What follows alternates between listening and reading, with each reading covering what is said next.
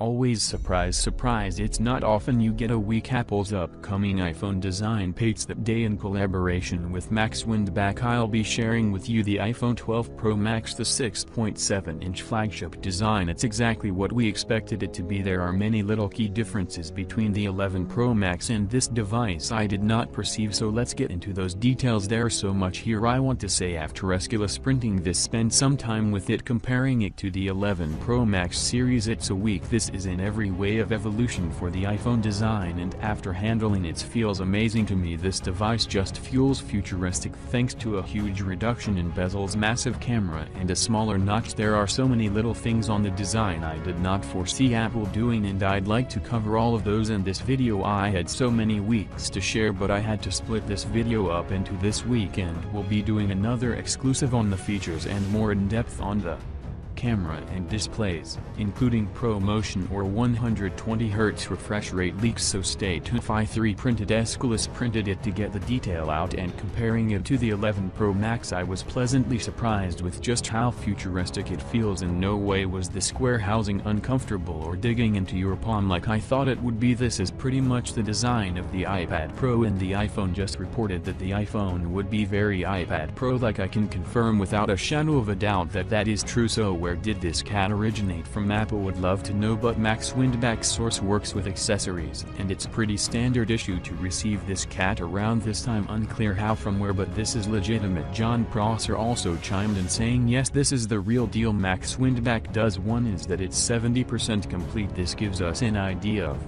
how the body of the frame will look. The general camera size and positioning in the notch here is not 100%, so the cat itself came with the same existing size notch, but some recent leaks from Max Weinbach's source gave us information to fill in there and all kind of talk about why the shape is the way that it is. Far from confirmed. There was a report back in January by Mac at the Car at which detailed the iPhone 12 Pro Max and give us some specifications. The size of the lens was growing, the body was 7.4mm. This cat confirms that in fact it's more than likely that they had these cats back in January and we just now got access to the. So yes, it is 7.4mm. It's thinner than 11 Pro Max. You certainly feel it is just a little bit of a larger device, slightly taller and slightly wider. 7.8mm versus 7.7 of the 11 Pro Max. The display to body ratio is higher now. The bezels are 9mm thinner, meaning it has a much more futuristic look. Entire phone is larger now to 6.7 inches display, so it definitely feels massive, and there's a huge presence to it. The source also confirmed the camera layout on the rear that iOS 14 glyph that we saw earlier. It's true, they confirmed that is the actual layout of the sizing and spacing of the lenses is not completely correct, but the overall lens is different. It's about 5mm larger in length and width, and it's now a perfect square compared to the 11 Pro Max, which is a slightly elongated rectangle. The bottom right module is a lidar sensor, although Apple is testing out a version where the latter sensor sits on the top right alongside the model. There was a separate model. Apple is still not done finalizing the design, so we could see some shift here, but Apple is looking into two separate prototypes. The other model had a notch that wasn't as tall but was as wide as current notches on the iPhone, and this notch that you're looking at in our design, so the curvature of the notch has actually changed in the prototype. The notch was the same, with the curvature was different. Than the source obtained information that the notch would be shrinking, would be just a little larger than the OnePlus 6 notch, so as a point of reference that's how large it could be, slightly larger, and we've adjusted the CAD to feature that notch, so the notch not confirmed. We know roughly how large it could be, not be curvature. This curvature was on the original cabin notch, so used in the smaller version, else too early to say whether or not the entire lineup will have a flat-edged chassis, although in Bloomberg's report they mentioned that at least two models will. The 12 Pro series, we don't know about the 12 non-Pro yet. Now the glass is completely flat. Gone is 2.5. The glass with the edges wrap traps into the rounded frame. This glass is almost completely flat with a very subtle curve on the edges. When you get in real close, the glass itself sits slightly above the frame, 0.8mm, very similar to that of the iPad Pro right now, but generally it seems like a safer design where if you drop it, not as much glass is exposed. As on current models now in the frame, the antenna bands are now getting wider. They're now 1.83mm compared to 1mm on the 11 Pro series. Of course, because of 5G, we knew that Apple is working extensively on new antenna technology, and the new models will have higher cellular and Wi-Fi speeds. This is a natural result of that. Apple is widening the antenna bands. Another interesting detail about the camera is the run-up is changing. The way it juts out of the glass on the back is changing, so the lenses on the current 11 Pro protrude much more than they will on the iPhone 12 Pro series. Those will be almost the new iPad Pro, like where the lens itself sits closer to the glass. They don't jut out as much, but the overall lens run-up will jut out more. Here is a very crude graphic to show you that. So as you can see, the 11 Pro Max run-up slightly less, not as tall, but the 12 Pro one is taller, but the lenses themselves do not protrude as much. This coupled with the larger lens means that camera has quite a presence on the back, and it's a very even looking design. I honestly like it, but we got one thing wrong in our concept, so disregard this. The later sensor will likely have an aesthetic ring like the other lenses. We don't portray that in our renders right now, and our next exclusive renders will show that it'll likely be slightly raised for a more even look on the lens, and it's possible we made the lenses slightly too large in our concept. We don't know how much larger they're getting, but likely about 1 to 2 millimeters larger. Will work on the spacing again. This CAD was only 70% complete. The rest were filling in with the source's information. Now I assume the smaller 6.1 inches Pro model will have the same large camera, but until we see that in the cans we cannot confirm it. Also, the mute switch likely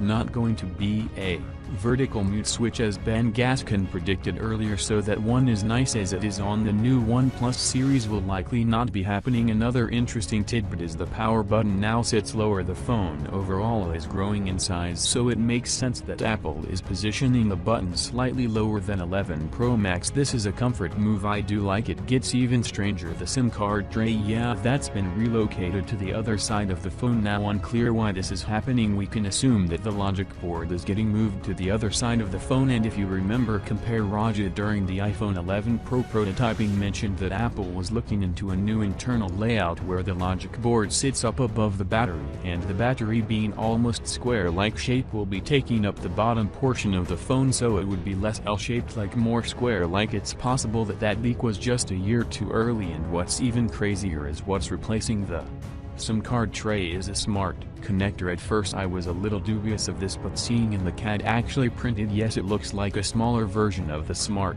connector. It's just as wide, 3.5mm, same width as the iPad Pro smart connector, and from that we can assume it is a smart connector, just a slightly not as long version. It's 21mm, whereas the iPad one is 25mm. Why would Apple add a smart connector to an iPhone? We don't know. We heard rumors long ago that Apple was working on an Apple Pencil for an iPhone, or Apple Pencil compatibility. Of course, in its current state it would not support an Apple Pencil, as the power button would intrude on the charging, but it's possible Apple could be working on a slew of other accessories and other uses for smart connector on the side of an iPhone. Interesting, in this CAD model has one less speaker hole on the right side speaker group versus the 11 Pro Max. Something back at the car I reported on the saying the speaker grill would be more uniform on the 2020 lineup. And speaking of speakers, back source reports that this year's iPhone will be getting better speakers, will be 10 to 15% louder with better dynamic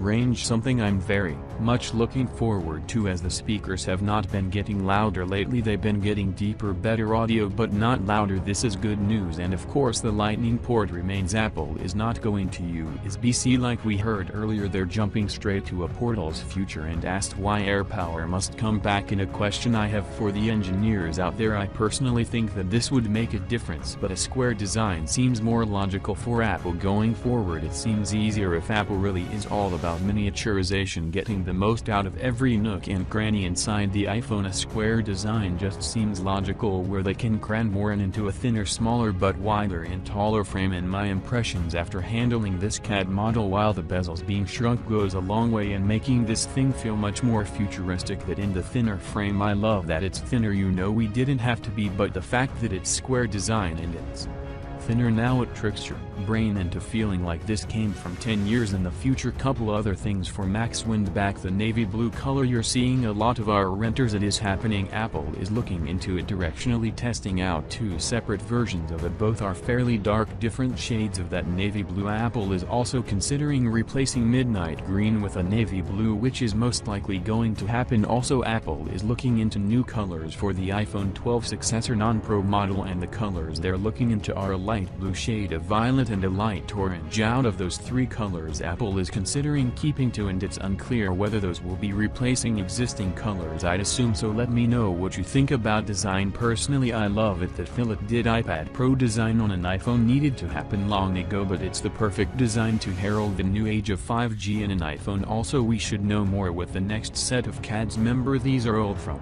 January 2020, so there will be more changes, and the more finalized CADs will be sharing the future. And the last bit for Max Windback: that feature discovered in iOS 14. Apparently Apple is trying to bring it all car manufacturers, or at least more. Right now they're working with BMW, which is why we saw the E8 and the iOS 14 leak, and they're even working with Tesla, but Tesla is being prickly about the money lawn. We want this feature on her iPhones. Native integration would be sweet. When iOS 13.4.5 beta 2 was dropped, one notable change is the new feature when sharing a song from Apple Music to Instagram Stories now includes a direct link to visit that song. Apple Music: Apple is getting smarter, trying to get you to subscribe to Apple Music through features. Genius. Okay guys, this has got to be the craziest Apple leaks I've ever done. I've never shared a design on my channel that hasn't been seen elsewhere, but this is the iPhone 12 Pro. It's not only detailed, fully accurate, but this is the overall design. Let me know your comment below the section, and thanks for watching. See you on my next video.